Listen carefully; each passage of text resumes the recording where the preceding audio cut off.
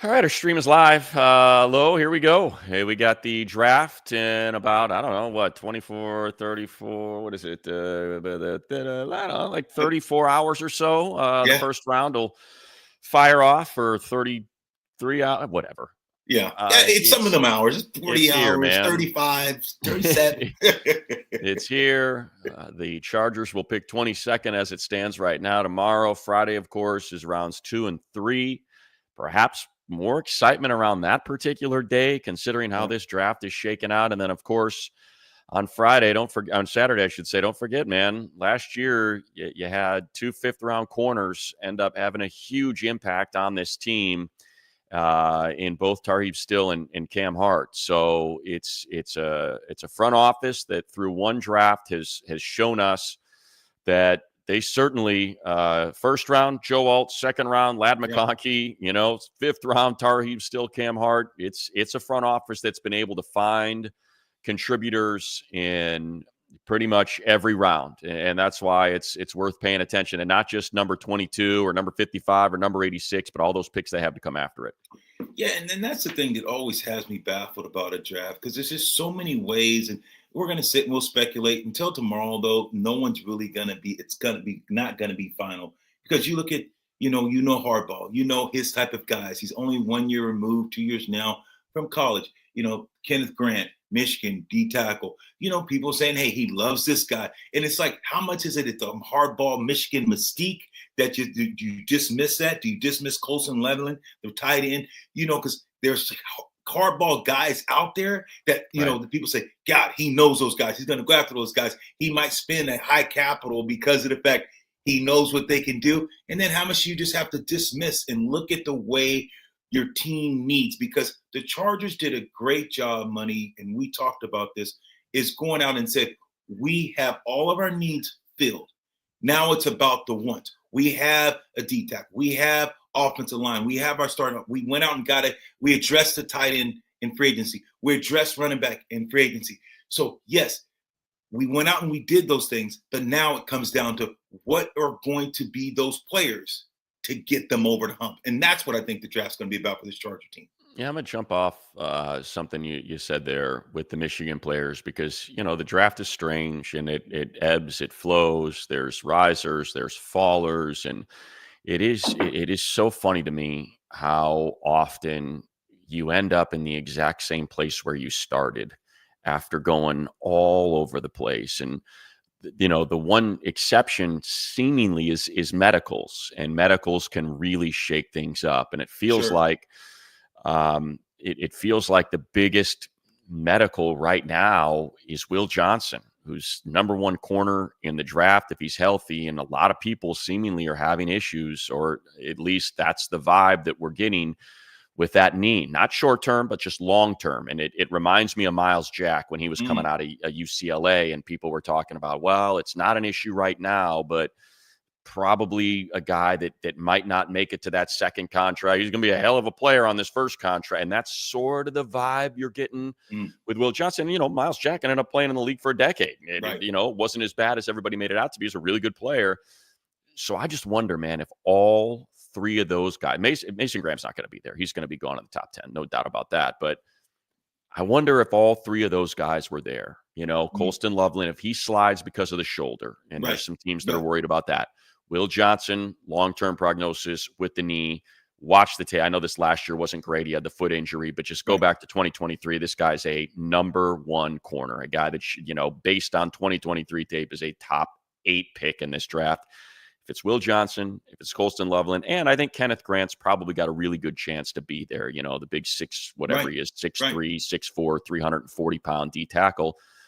Like, what do you do? Like, That's what do you do, Lo? If you're staring at it and you see those three guys, and I just see Jesse Minter. Like, I don't know what Jesse Minter would do, man. He'd like have split personalities, like Kenneth Grant and Will Johnson. I didn't think either of them were going to be here, and yet they're both here. You know what I mean? Like, I don't I know, know. because you can argue that Colston Loveland's the most talented out of all three of them. So, like, what do you And do if all three of those guys are there? do you go in the room and say, okay, let's flip a coin, and which one? And then like flip that coin again, flip it again. I don't want that guy. Yeah. It's that tough because if you have all three of those guys, Harbaugh's going to have a sphere of influence on this coaching staff and on, because of the fact he knows these kids. You and I, we've been there and we've seen different guys come in and they look like they're going to be great players. And you think about, hey, they meet all the metrics, they have all those, their mutables, but then they don't pan out. Harbaugh's been around those guys. So would you lean toward Harbaugh on that call, or would you go with, go with the guy that, and that's what makes it tough, because he is so close to those guys, and it'd be tough for the GM to say, Jim, we're going to go with this guy. And if that guy turns out they bust, when Harbaugh knows his guys, what they're made out of, I don't know. What I would. And I think it's also the coordinators, remember, though. I mean, you've got Mike Elston, who's an incredible D-line coach. You saw what he did with that D-line last year. Yeah, and they were humming. So he might be jumping on the table for Kenneth Grant. You got Jesse Minner, and we know how good he is at corners, and at Clinkscale, he's the defensive backs coach at Michigan. Right. So he's going to be talking about Will John. Like, all of these guys are in there. It's not just Harbaugh, but it's Minter, it's Clinkscale, it's Elston, like all of them. And I'm sure Andy Bischoff wants Colston Loveland. Like, dude, give me that guy and watch what we can do. When you look at the Chargers and you think about the AFC West is built, you think about the quarterbacks. You think about, okay, Geno, they went and got better. You say what you want. Geno's not a great quarterback, but he's a good quarterback. He's not elite, but he can win some games. He's kind of mobile. When you think about Denver, very good. What Denver has, you think about what that young quarterback, you think about Kansas City. Do you focus on saying we have to pressure guys from the middle? We know we got some decent pass rushers. We lost Puna. Do we have enough in the interior to say we can stop the run, and can we get after the passer, and can we rush the passer from not just the outside, but can we stop that passer from stepping up in the pocket? Do we have that guy on this team that jumps out and says, we can stop the quarterback from climbing so our outside pass rushers can get home? Then offensively, what do you say? It's too many unnumerables, because, do you feel good enough with the running back that you went out and got to say he's 4 yards in the cloud of dust, that I don't have to get Mario if he's there, because we know the running back we got from the Steelers, what he can get downhill. So what do you do when you're the Chargers? And that's why I'm putting you in this position to say, okay, do you got this tight? Do I want to go take care of my quarterback, get him a tight end? Or do I go get a receiver to go put on the other side of Ladd? How do you – I don't understand. Yeah. I mean, it's a tough position to be in. So I think that's where, like, the conversation comes in of depth. What's the depth, right? Like, what if we take – so, well, you know what? I'll start here because you brought up the division, right? So that's the interesting thing about corner, right, is you've got a Chiefs team that doesn't have a number one receiver, right? Xavier Worthy's not a one. No. Hollywood Brown is not a one. You've got a Broncos team that doesn't have a number one receiver. Now, Cortland Sutton's pretty darn close. He's kind of scratching to get in there, but he's not a number one. You've got a Raiders team that most definitely does not have a number one receiver. Jacoby Myers, solid receiver. But so if you draft a number one corner, are you drafting for your division? At the same time, you got to believe you're going to, like, you need corners. You saw it in the Super Bowl, right? Look what Cooper DeJean and what Quinyon Mitchell, those two rookies, did all season long once Vic Fangio flipped them into the starting lineup because he wasn't happy with what the vets were giving him. And that defense just took off because those guys held, the receivers in check for that extra beat where that pass rush could get home and just wreck shop all season long. So if you're drafting for a division, like you said, I think I'm probably more apt to do one of two things. I think what I'm probably more apt to do is offense. Like I need to, because you got Chris Jones and Karlaftis on that defensive line. You think about how deep that Broncos front is to the second level of linebackers, and then you think about what the Vegas Raiders have in Wilkins and Max Crosby. Like I gotta make sure my offense is right. Like that's if we're just specifically, you know what I mean. If we're specifically talking about the division, let's just stay division. Before we go outside, let's stay there. Continue. Let's just stay with division. Yeah. So I think if you're doing division, it's probably an offensive thing. Like, we got to make sure we're protecting Herbert because you got an interior of an O-line that was probably if you want to go position group by position group, was probably the one position group that you had the most issue with right? I think that and explosive playmaking is kind of what was missing. So it's like, okay, you draft Colston Loveland, and now you've got some more explosive. You've got a tight end that's going to be damn near impossible to cover. He's one of those guys. He's that type of player where he's too big for corners, he's too big for corners. He's too fast for linebackers. He's just a tough cover. He catches everything. He can block plenty well enough. So you get that going. And then, I think you talk about the interior of the line. That was probably the most suspect group. And it's like, well, you got to fortify that. And that goes back to the point I was making before about how the draft is funny. And like, everybody just piled on Tyler Booker like, oh my God, what a miserable combine. I can't believe we had this guy rated so high as a guy. Now he's right back into the top 20. Because it's like, oh yeah, everybody went back and watched the Alabama tape, and everybody talked to the Alabama coaches, and they're like, yeah, this is as good of a guy as you can drop into a line room. And so like, to answer your question, that's what I'm thinking. It's like it's offensive, right? And that's what's so tough, Money, because you're not wrong. So what would you do? So is it tight end? Is it interior lineman? So like you just alluded to, Denver's front four can get after you. Yeah. The Raiders, they got some pass rushers can get after you. You talked about Kansas City. Jones can play up and down that. So somebody's going to get their butt whooped each and every down. And he's going to switch up and he can play up and down that defensive front. So when you're thinking about trying to win your division, you're the AFC West, and you're on the clock. Where are you going? Since you said, I'm just trying to win division. I'm not trying to win. I'm not thinking about my division. What is the key? What player are you getting? If right now? Yeah, I'm putting you on the clock. Yeah, I think the thing with this draft, though, Lo, is like, it's not necessarily about 22. Everybody says it's a middle-class draft, right? That, like, you've got a ton of talent. You got second-round talent that you're going to get in the back end of the third.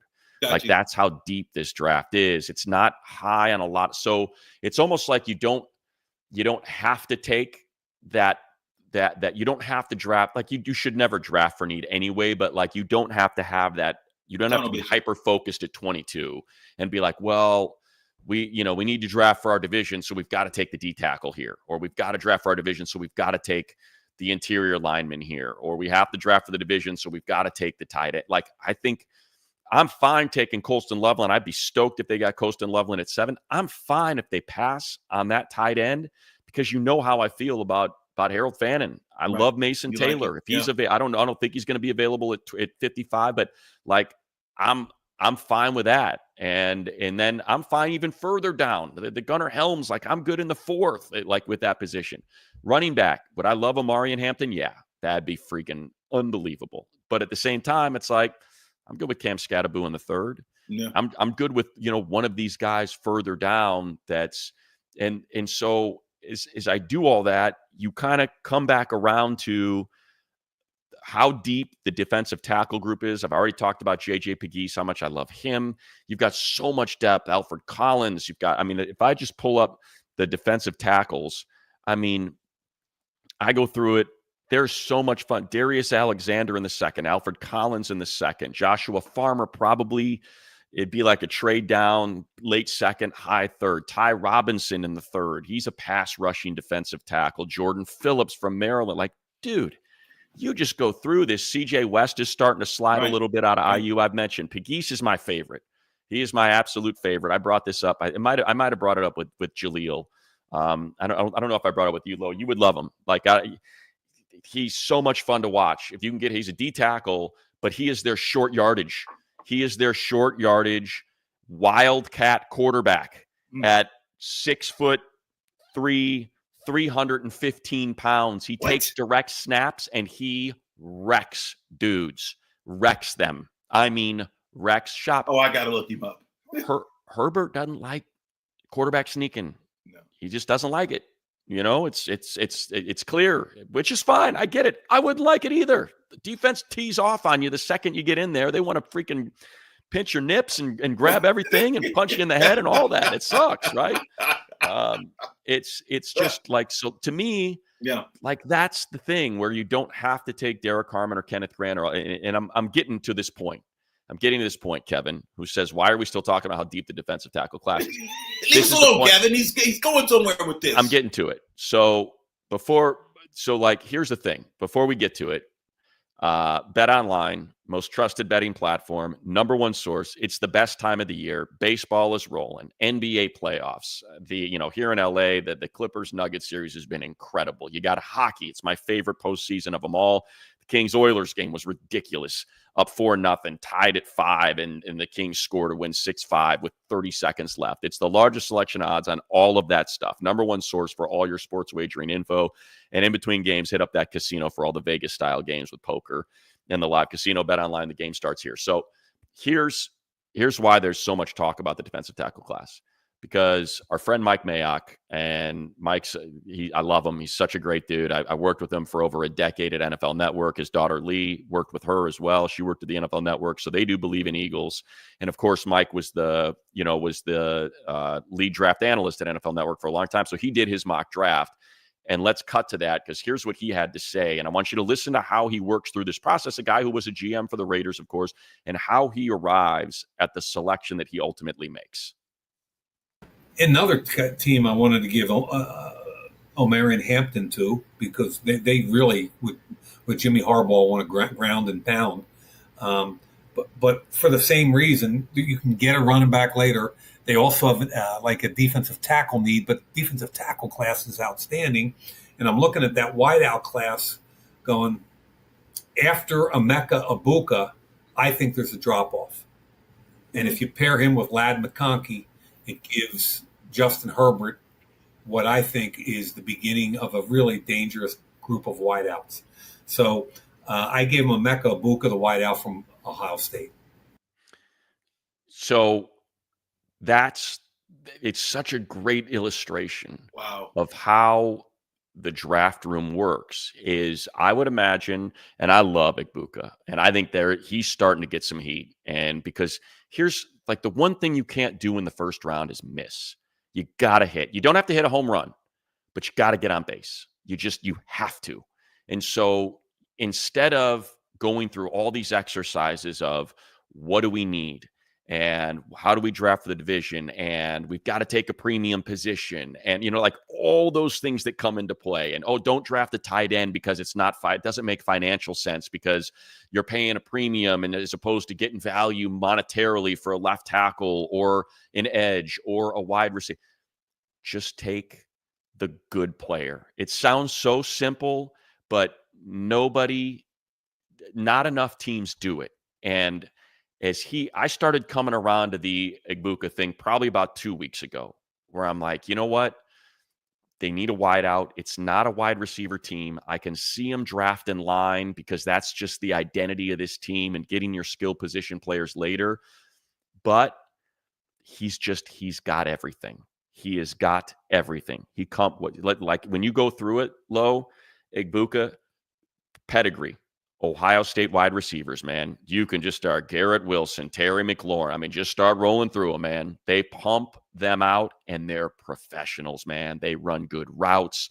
They're full-service wide receivers. Think about McLaurin. Smaller guy, doesn't matter. Play the X, Scary Terry, and you're gone. I was just sitting next to him in the NFL broadcast boot camp. I was like, damn, Terry, I thought you'd be a lot bigger than that, the way you're freaking so physical on the outside.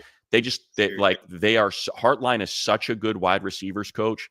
He's got these dudes freaking dialed and wired, ready to go. So you've got that. You've got the fact that he played big in big games, right? Like, hey, when the chips were down and Will Howard's like, I needed a guy to make a catch. Jeremiah Smith's the most talented receiver in college football, and he's just a freshman, but I'm going to Egbuka.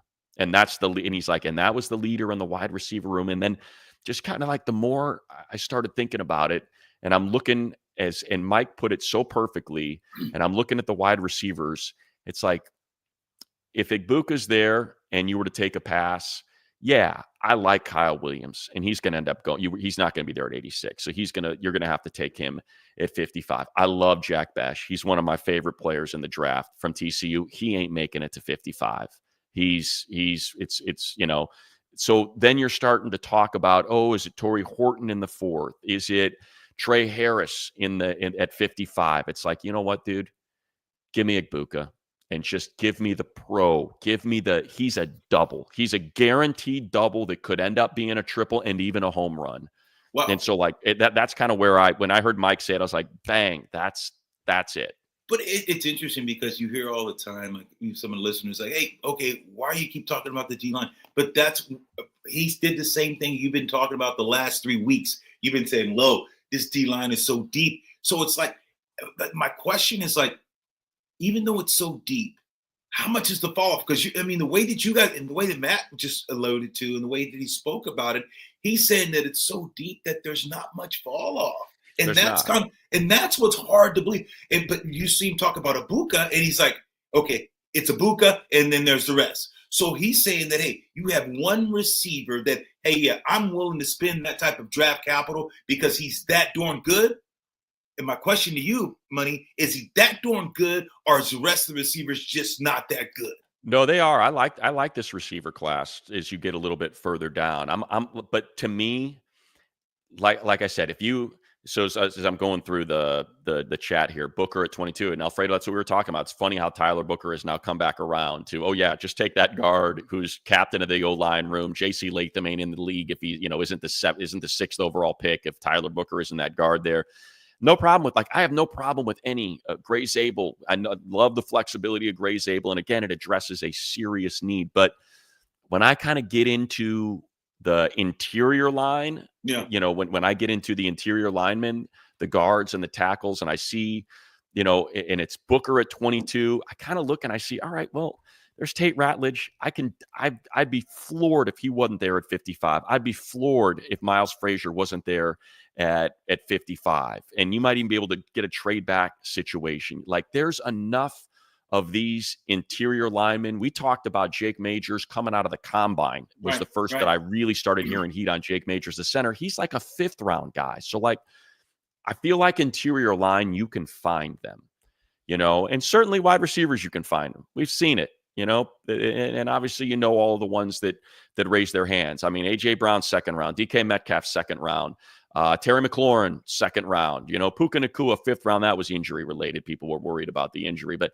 like Ladd McConkey, 2nd round, ninth wide receiver drafted. Like, yes, it works. But to me, the reason why they hit a home run with their number 5 pick, because they weren't trying to hit the home run. They're just trying to hit the double, man. Hey, John Alt, decade in the league, Pro Bowl tackle, son Joe Alt, Notre Dame.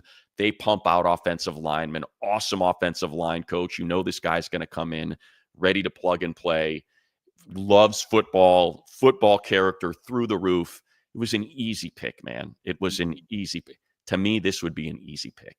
It's like, because of all that other stuff around it that you're getting. Now, I'm not saying that's the only guy, man. I don't know who's going to be there. You know what I mean? I'm just saying, if I start to feel like, Colston Loveland's off the board, Will Johnson's off the board, some of those, like those blue chip players that would have 1st round grades are off the board, that it's sort of the direction I could totally see them talking themselves into, and it making a whole lot of sense. Yeah, it's interesting because if they're there, it's going to be interesting because we thought this team would go interior because we know we build in the trenches. Harbaugh likes to build in the trenches. If you're just talking about skill position, running back receivers, excluding one guy, excluding Jency. Let's just say Jency's off the board because the Raiders, they're not going to pass. They got to get that guy. So let's just say he's off the board, Gentry. But if you had everyone there that you wanted, who is it going to be at skill? Would you take Egbuka? Who would you take? If the Will Johnson thing is the one that throws a wrinkle into it for me, because corner is a premium position, and they have not drafted a corner in the 1st round since Jason Verrett. Wow. It's been over a decade. So it's like, and corner's an incredibly important position in the league. And so I think that's the one wrinkle I think that gets thrown in there. If for whatever reason he slides and people are just worried about him making it to his 2nd contract, long-term issue with that knee. Right. To me, they would look at that and say, because ultimately, like, what did Joe say in his presser last week? He said, the job of, my job during free agency is to fill as many needs as I can. So we have none. So when we go into the draft, we just look at the board and it's like, where's the grade? There's the guy. And to me, that would happen. Like, if they were at 22 and Will Johnson was there, they'd be like, well, Will's here and our next guy's here. So like, we got to take Will Johnson. Like, he's just, and I would imagine the same thing with Colston Loveland. It's like, yeah, that grade's up here and these are all clumped here. So to me, it's a very interesting night before the draft curveball that's been thrown out there. Will was projected to go top 10, no chance of getting past 13 at the Dolphins. And now we got mock drafts out there with people that are dialed in a little bit and talk to these people that have got Johnson like slide. Not Ian Rappaport said there's rumors that he could slide out of the first round because of those medicals. There's guys that have him going, late first round kind of stuff. So that's the one that I would keep an eye on. Yeah, to me it just, and plus who's going to use him better than the position coach and the defensive coordinator that made him an All-American in the first place and won a national championship with him as one of the best players on the defense. Like they're going to be like, yeah, dude, we know how to work Will Johnson. Yeah, he's great in man, but nobody plays more zone than the Chargers. Nobody plays more quarters than the Chargers. Will sees it, man. He sees it. He diagnoses it. He can get it. So, like, to me, that's where it comes in. Let's get to some of these questions because they're piling up on us a little bit. Okay. So, boom, bang. What's the pick in the seventh round? I mean, here's what I would say. I have no idea just because it's the second to last pick in the draft. So you're basically talking about, I would assume, Jack, that it's a very traitsy special team. Yeah. You're talking about a D lineman with traits, like an edge with traits, a linebacker with traits, a wide receiver with traits, a corner with traits. That's kind of what you're looking for in the seventh round, is someone that you think's got a legitimate shot to be a potential core 4 guy for your special teams. And remember, they lost a lot of those guys. So special teams is something that's going to have to be restocked with those 6th round picks and their 7th round pick. I think they have 3 6th or 4 6. I think they have 3 6ths. And they have 4th, 6th. Yeah, 4 6th round picks and a 7. That's what that's going to be. Corners, wide receivers, running backs, linebackers, edges, like those guys that are core 4 special teams guys. And those are those guys that they know that they're on a week-to-week contract. They know if they don't play well, they're going to get busted out of there. Someone's going to take. So you want those guys. You want those core value guys, those, like you said, a skill position, receiver, running back, that they know they are there for special teams. And every now and then they'll jump in for 2 plays to spell a guy. But that's it. The Kasim Osgood that played 12 years in the league. Right. As a core special team guy that made their living. Hannick Mulligan. So these are those guys that you're talking about in those 7th round and 6th round. Those guys are the guy that's your glue of the team. They know what they have to do, because special teams, people know you can win and lose games with special teams. Yeah, just think, Jack, I would say think of Dean Leonard. That's why Dean Leonard was drafted, right? Yep. Traitsy corner, Ole Miss, big guy. And what was he? He's our gunner, core 4 special teamer, and a really good special teams player. So, like, that's the kind of player. It's like, it's not worth it to try to project this specific guy. Right. I would say that's what you're looking for. Money, work your magic with Joe and Jim. Get a Zabel. Again, Tom, I could see it. And at the same time, I could also see them saying, hey, we can, I'll just say, yeah, I can see it. I can totally see Zabel, Booker, both being in play for interior offensive line at 22. And I don't think it'd be a reach if they went with either of those. Let's see. If Harbaugh and Ortiz would rather keep investing in QJ rather than draft a wide receiver in round 1, I don't think those things are mutually exclusive. Well, since someone's there about Q, thinking about Q, that first round pick, the guy at Baltimore said they would have got him if he was there. Do you think trade is that a possibility? Would that surprise you on draft day? Could you see someone, and if there is a person on draft day to get traded, who's more likely? If the Chargers were saying, hey, look, what can we get for Q? What can we get if we were going in a new direction? Is that something that you think about? No, I don't think so. Okay. Just because you wouldn't get anything. It wouldn't be, okay. You know what I mean? You're not going to get a day 2 pick.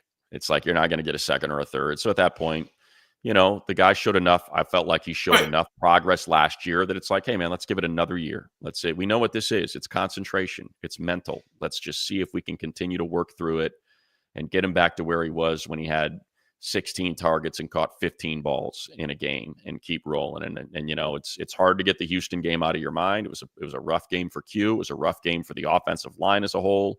It was a rough game for the running backs. It was a rough game for Herbert, 4 interception. Like, it was a bad game. It wasn't just a bad game for Q. It was a bad game for a lot of guys. Look, Texans took him to the woodshed. They put it on him. And that was, it's not just one dude. It was not just Well Jamari said. Solid. Look, some guys got taken out there and got a couple extra whacks than others, but at the same time, offensively, it was a collective effort. Shannon, So, what position group is thin? I think you can make it. It's so funny, man. The closer you get to the draft, you just start because you've your watched mind more. starts like, Well, you've watched more people, and you're right. like, oh yeah, I kind of like. But I would say the thinnest group of any specifically is center. There's very, very, very few centers in this draft. And I think that's why you're talking about Zion tryout at center. Gray Zabel, who was a tackle at North Dakota State, being a center, very similar to what we had with Graham Barton last year out of Duke.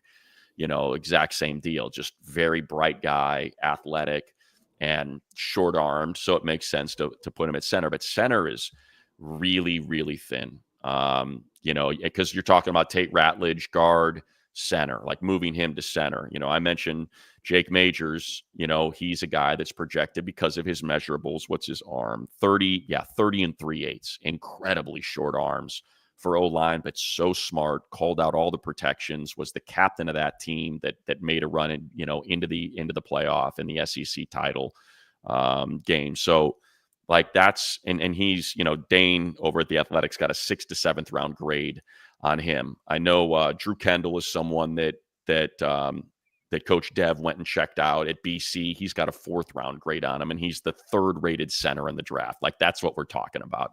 So that, Shannon, I think is probably, of all the groups, I think that's probably the thinnest group out there. I think that's probably it, which is why the Gray Zabel thing could make sense, because you have the positional flexibility to play him at guard or center, and you have, in case of emergency break glass, he can play tackle, so that's kind of where that is. Let's see, 4 6th round picks, a couple of those to trade up. Yeah, Tom, for sure. I think that's one of those where you're, the guy I was talking about, JJ Pegues, right? You're sitting in the 4th round and you're like, ooh, let's go get this guy. Let's go get my Wildcat short yardage Wildcat quarterback who's clocking in at 315 pounds and is also a pretty darn good defensive tackle. So let's take 2 of those 6th and trade up 10 spots in the 4th, or take your 5th and one of those 6, then trade up and go get him. So but you do think Tate's going to be there at 2 at the when Chargers pick at 53rd or 55th? Tate, the guard for Georgia. Oh yeah, Tate Ratledge. Yeah, I think there. so. Just because there's some serious injury issues with him, serious injury concerns with him, so I think he could be there. And here, let me just try to go to. It's funny when you're sorting these things out because so many of it's tackles converted to guards. Right. So yeah, Savanier out of Arizona is a tackle that's expected to be a guard. He could be. I don't know, man. He might be there at 55. Frazier will be there at 55. He's on a heater, and I got to give the GAC guys, the guilty as charged guys, credit for that. They've been talking about Frazier for months now, when he was like a 6th round projection. So yeah, you've got enough of these guys that I think will be there in the later rounds that you can feel okay about. Let me just go to tackles because I know a lot of these guys are being talked about, getting pushed inside. So you've got, let's see, where's what do we got? No, tackle. I don't want to do too much of this stuff. Charles Grant's one who's certainly tackle, but has guard flexibility out of William and Mary. He could be there in the 3rd. Yeah, so there's that. Yeah. Let's see. This one is heard Trevor, love Trevor, does great work. Sick him over there at PFF, and I think he does NFL Stock Exchange. Could see them going wide receiver, less depth than last year, and defensive tackles. Yeah, I mean that's kind of what we're talking about. So there's a flip side to that too, right, Lo? And that is, hey, why reach for a wide receiver in a thin wide receiver year? Because next year you're going to have 10 wide receivers. There's 10 wide receivers every year. So why reach? And that's why I think Egbuka's just special. I do think he is a special. We've been talking about him. You know what it is, man? It's kind of like my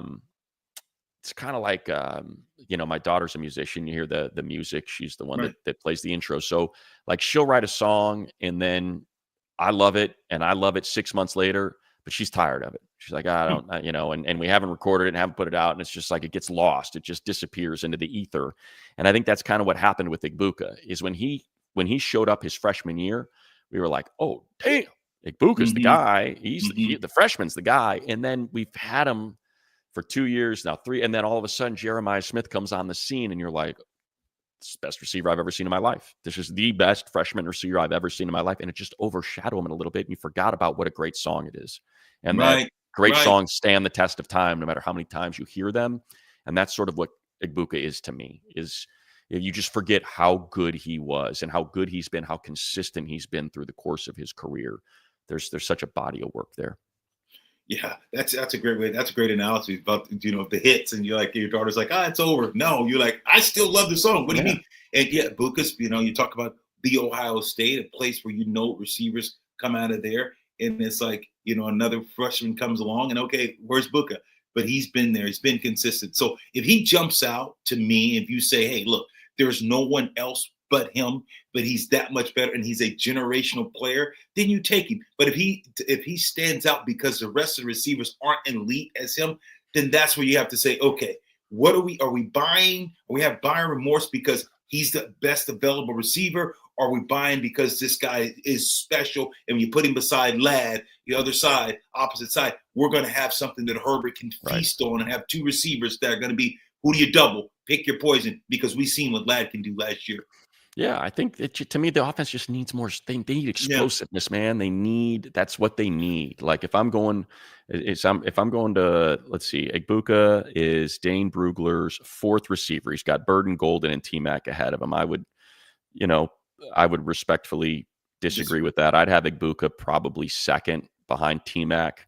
I just like him. It's just preference. I just like him better than Golden. I know DJ's got Golden as his number one guy, and obviously you know how I feel about DJ. I respect the hell out of him. There's people that think Burden's the best receiver in this draft. Like it's a weird deal, but like to me, he's 6'1", he's 200 pounds. He can play outside, man. He can play the X, he can play the Z, he can play the slot. You can move him all over. He's a 4.48 guy. There's plenty of speed there. He's got over 9.5 inch hands. So he's got big hands. He catches everything. And it's the routes. It's the polish. Right. So I don't want to make this an Egbuka draft. It was just fun to have the Mike Mayock stuff. So here we go. Anthony, Chargers go trenches round 1, O-line, D-line. Do you think they go tight end, running back, wide receiver in round 2? I think it just, again, depends on how the board falls. Let's say they go D-line or edge. Let's just say it's Derek Harmon, it's Kenneth Grant, it's Walter Nolan.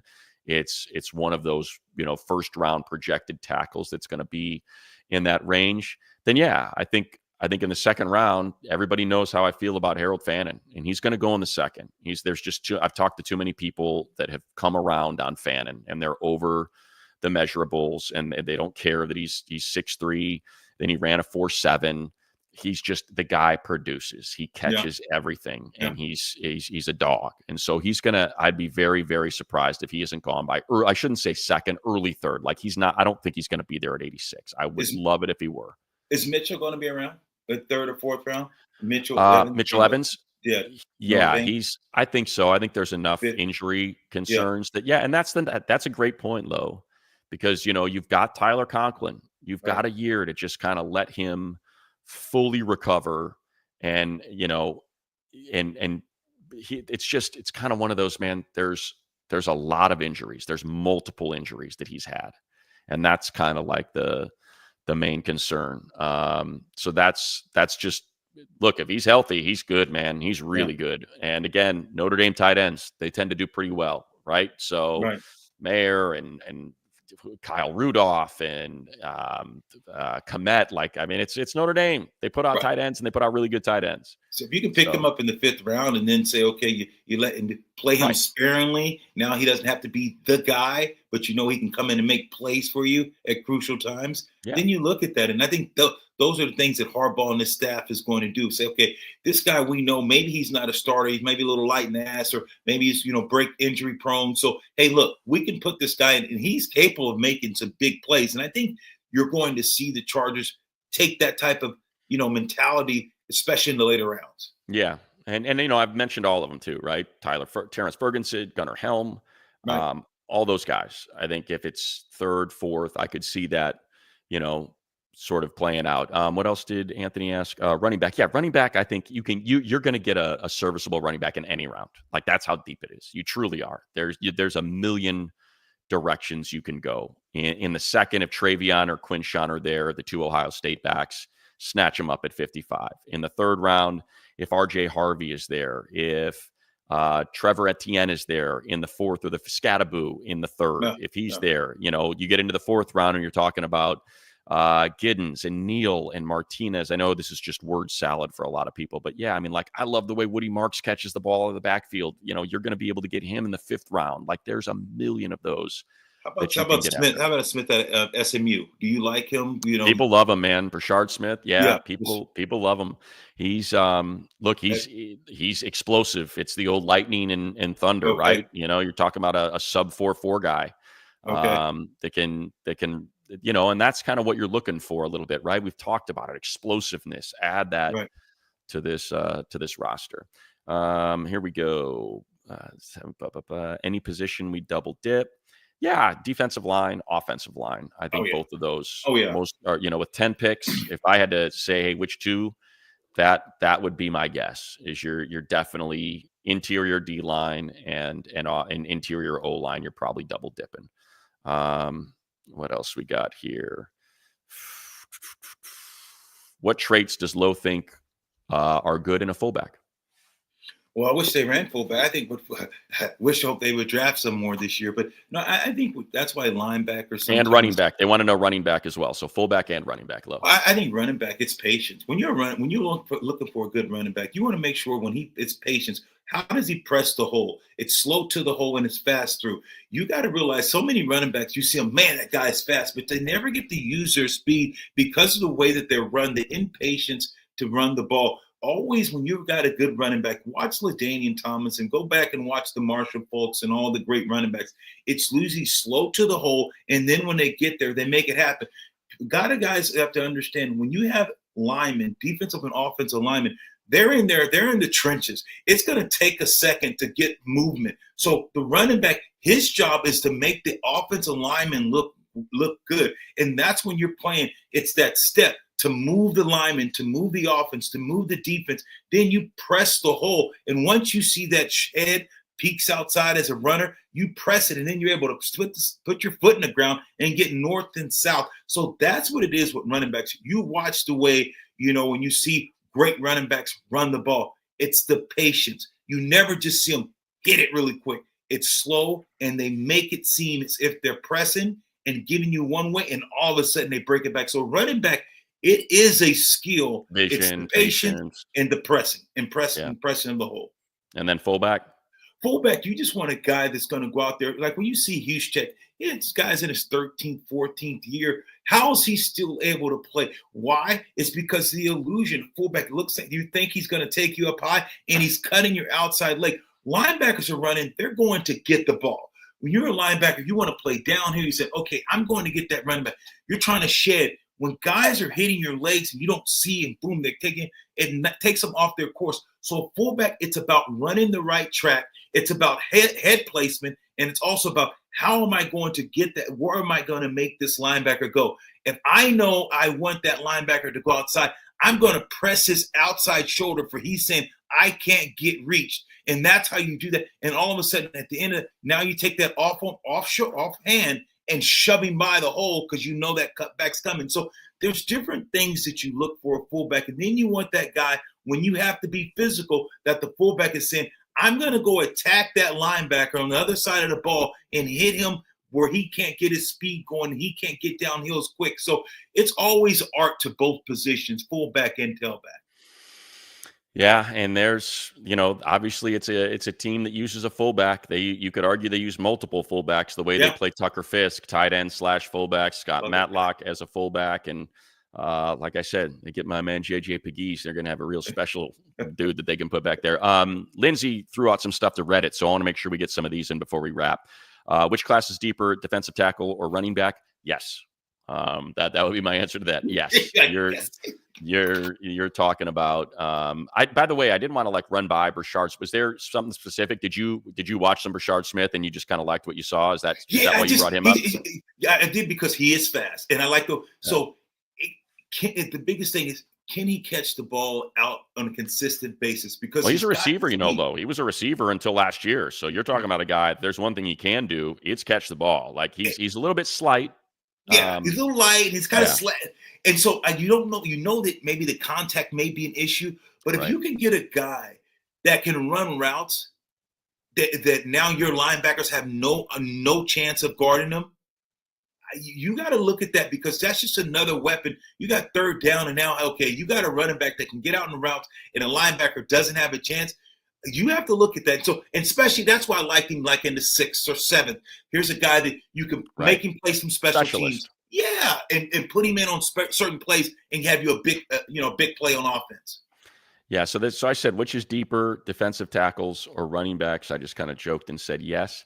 I mean, look, both of these are like 25 deep, man. I'm not exaggerating. They really are. Like they are like, I liked watching. I think Marcus Yarns, I think he was Shrine Game out of Delaware, where he just flashed. It's like, damn, that dude can run the ball. And I mean, it's like he's 30th on Dane's list of players. So like Donovan Edwards, remember, he was talk of the town in Michigan 2 years ago. He's projected as a 7th round pick. So like that's how deep the running back class is. And we've already talked about defensive tackle. I mean, you're going to get a player that's got a shot at, if like I said, Pegues, I keep saying the same name over and over again, but like Caldwell out of Oregon is probably a late. He could be there with their 4th round pick. CJ West out of Indiana. We've talked about all these guys repeatedly. Jordan Phillips could be a 4th rounder. Like these dudes, that's how deep the defensive tackle class is. Let's see. Fitz.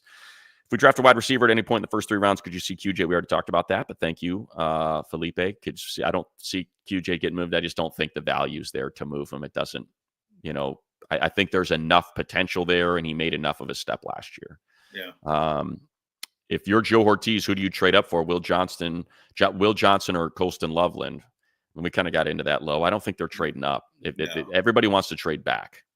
You want more. Yeah, you want more draft capital. You trade back. They won't do it. What players need to be off? Now, this is a good one. Okay, Obi, which players would need to be off the board to start thinking about trading down? I think it's those defensive tackles. I would imagine they have a borderline 1st round grade on all 3 of those guys: Walter Nolan, Derek Harmon, Kenneth Grant. I've got to believe they have a 1st round grade on Will Johnson and Jade Bear on the 2 corners. I'm sure they've got 1st round or borderline 1st round grades on the top 3 receivers: Golden, T-Mac, and Egbuka. Yeah. I would imagine they've got a 1st round grade on Gray's Abel. I think they probably have 1st round grades on Ezeraku, the edge. I don't know. Maybe Shamar Stewart, if they just like the raw tools and want to see what Mike Elston could do with them. So I think there's going to be a player there that they like. Oh, yeah. But the one wrinkle is about trading down, because it's so rich.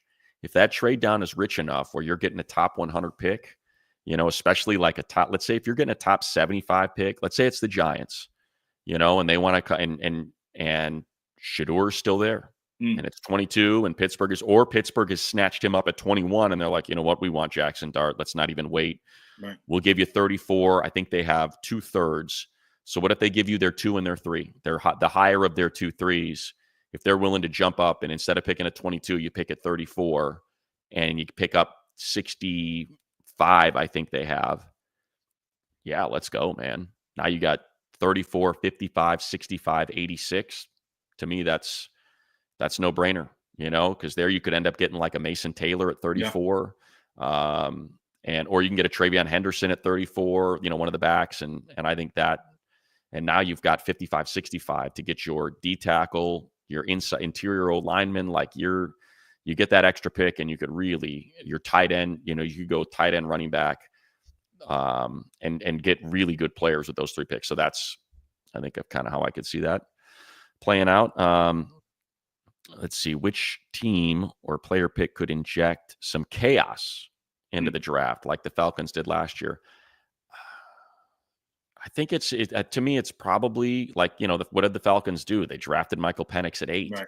when they had just Right. signed Kirk Cousins. So it would be, I'd see it. There's not that it's not a quarterback draft. No. So that's not going to happen. God, what would be weird? I'm trying to think of what would be kind of crazy. Well, it wouldn't be the Chargers, but it would No. probably be like the Raiders. If the Raiders were to pick a quarterback when they got Geno, Yeah. when you need to get I wouldn't do that. That would be crazy if the Raiders said, hey, good, we're going to go get, Shadori Sanders. We're going to bring him in. Because why would you do that when you already have a quarterback to hold down the fort? I would go get Gentry because he's a runner that you need to have. You got rid of one of the best running backs in the league. So that would be kind of weird, I think. We got breaking news, Lo, and it's funny, man. I knew it was going to happen. I called it. I was like, I know it's going to happen, and I'm excited because we're going to be there, and maybe we'll all stick around for the induction. So Chargers-Lions are playing the Hall of Fame game with Gatesy going in. So we'll play the Hall of Fame game against the Lions in Canton. Very exciting for the preseason. Gatesy's going in that weekend. We'll play the game on a Thursday. Chargers will play the game on a Thursday. He'll be inducted on the weekend. That'll be really cool. I had a feeling that there was a good chance that was going to happen. It's good they structured that for, the Chargers play. So a bunch of Chargers fans will be there for the induction. Yeah. Hey, let's go watch Gatesy. Let's go watch him get inducted. So that's going to be a pretty awesome game. Yeah, absolutely. That is. So get your travel agent friends from Brazil. Get your travel agent friends. Put it together, Lo. Buddy, you make this transition so smooth. That's right. If you want to go hang out with your boy Lo Neal to Brazil this year, come with me. I mean, we can go out there. I hooked up with sports fans worldwide to give you an experience of a lifetime. All you got to do is show up at the airport and travel with all the Chargers fans. So go to boatsinbrazil.com. Go to boatsinbrazil.com and you can hang out with the big fella. We'll hang out. We'll do a little partying, hanging out the tailgates. Your tickets taken care of. Your plane tickets taken care of. Everything's inclusive. The food, the meals. So hang out with your boy. Go to boatsinbrazil.com. Simple. There we go.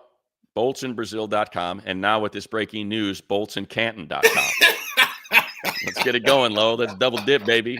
Let's double dip. All right, let me get through a few of these because these people were nice enough to submit questions after Lindsay solicited. So already did that. What team did that? Oh, real quick. What team could inject Cass? I think maybe if the Jags take Genty, just because everybody's expecting him to slip to the Raiders. I could see the Jags just saying, screw it, man. Let's get a great back in the backfield with Trevor Lawrence. Let's get a blue chip player, and let's get this right. That's the number one goal for Caldwell and for Liam Cohen is I'm not sorry, Caldwell. For Liam Cohen is to get Trevor Lawrence right. That's what you got to do. And what better way to get him right than with, that type of player. Big fan of the show, Lo. Thanks for making my childhood special, blocking for the GOAT. Curious your thoughts on potential day 2 running back options. Whether you think the Chargers going to opt for a guy that's similar in play to Najee, like a Scadaboo, or if they might look at a speedier guy like Henderson. In other words, do you think they look for physical, hard, or quicker to get the Thunder Lightning combo? Yeah, I think when you look at this, what they need to do, a Scadaboo, I think he's different. The guy can run, but he's a good pass catcher. You saw the guy out of the backfield. He can make guys miss in space. He runs hard. He's elusive. I think that he's a great compliment for this Charger team. I think, yes, you can get some backs. We talked about different backs as far as in the passing game, but I think this Charger team, you will get a back. It won't be on day one. I think, like you just alluded to, it's going to be in that 4th or 5th or 6th round. The Chargers will, because there's just so much depth at running back. Yeah. So but look, I think there's an exceptional player at running back in the 2nd round. Like, I think you're talking about a franchise back in Quinshon Judkins, in Travion Henderson, I think RJ Harvey's a special player at running back. Like, some of these guys, and look, we saw it last year. We keep using the name, but Bucky Irving was a 4th rounder. Yeah. He's a big reason why the Bucs were as successful as they were, last year. So I do think Dylan Sampson's going to be a really good back. Jordan James out of Oregon is going to be a really good back. It's crazy how many of these guys I like. It's a lot of backs, though. They're going to still be. They're going to. Exactly. You can't draft all those backs in the first. Exactly. You're taking one. You're not taking two. You're taking one. Let's see. How far are we from fielding a complete team like the one we had during 05 through 10? That's a really good question. That's a really good question. I mean, I think the one thing this team desperately needs is explosiveness on both sides of the ball. You need explosion on the line, and you need explosion at wide receiver. Just playmakers, game breakers is kind of what this team to me is missing. And look, I think you look at Detroit and the way they put it together, as they built their lines out, they got their foundation, and then they're dropping in, boop, Jahmyr Gibbs, boop, Jameson Williams, boop, Sam Laporta. Like, that's kind of what we're talking about, right? Is build that thing out, and then you can drop in those playmakers. So, yeah. All right. So I think that pretty much covers it. Much covers it. We'll see what happens next week. Yeah, that was a lot of fun. Next week, BoltsInBrazil.com. Get it booked. BoltsInBrazil.com. And we're going to Canton, so get that booked right now for the Hall of Fame game. And stick around and hang out. And I wonder if Gates will invite me to his Hall of Fame private party. Of course he will. I mean, I'd like to think so. I got along with Antonio. I called the record-breaking touchdown. Money, me and you're going to that together. How about that? I'll be your plus one. You got plus one. Here we go. Lowe's plus one. This thing's working out for me now. We're moving on up. Exactly some fish don't fry, the kitchen beans don't burn on the grill. Took a whole lot. Right. Just to get up that hill. Come on. Exactly. Yeah, I know you up in a big league. Come on, John. All right, we're done. We're done. I needed that money. I needed that. I needed that money. Appreciate it. Hey, me and Wheezy, we was like this. Okay. My favorite, not truly, like my favorite show growing up, my absolute, when I was a little kid, my favorite show was What's Happening. It was my favorite. I can still do the rerun, man. I can still dance my ass off like rerun. Hey, rerun was tough, wasn't he? Right? It's the best, man. Even though I think of all of them, I'm probably more like Raj of all of them, sadly. Sad to say. I love JJ on Good Times. That's dynamite. Exactly right. All right. Yes, Jorge, you're right. I am. That's exactly what I am. All right, here we go. We're done. We'll be back. Who knows when? We'll figure it out. It out. If we can squeeze something in right after the draft, we'll do it. So just kind of stay tuned and make sure you're checking in with YouTube and Bleav and seeing if we can kind of throw something up there after this draft is over sooner than next Wednesday. But we appreciate everybody. Shoot, another 57 minutes. I thought it was going to be a half hour. Yet here we are. Appreciate all you people, all great questions. Thanks for checking us out. And be sure to go check out Mayok's mock draft. He's awesome. I got incredible amounts of respect for that dude. He's so good at what he does. And check that out on Bleav in Eagles if you want to see the way Mike sees the first round playing out. All right. Appreciate y'all. Big thanks to Lindsay and Lo. And we'll be back again next week. Bolt up. Thanks, Lindsay. Bolt up.